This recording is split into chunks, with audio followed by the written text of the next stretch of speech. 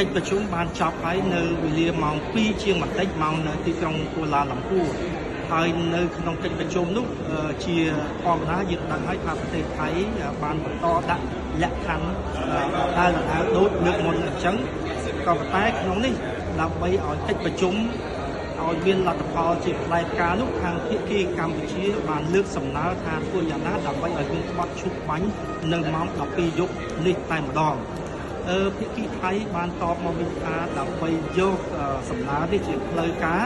គឺត្រូវការឲ្យភាគីកម្ពុជាធ្វើជាសំណើ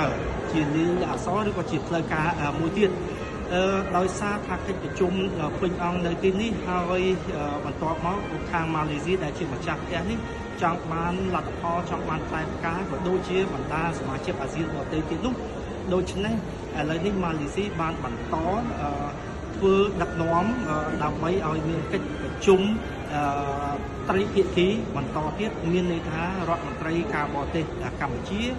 ដ្ឋមន្ត្រីការបរទេសរបស់ថៃហើយនិងរដ្ឋមន្ត្រីការបរទេសរបស់ម៉ាឡេស៊ីតែម្ដងកំពុងតែបន្តជួបប្រជុំគ្នាតទៀតដើម្បីធានាថាធ្វើយ៉ាងណាដើម្បីឲ្យសម្រេចនៅបទឈប់បាញ់នៅវេលាម៉ោង 12 យប់នេះចំពោះលទ្ធផលយ៉ាងណានោះយើងរំពឹងរង់ចាំនៅពេលបន្តិចទៀត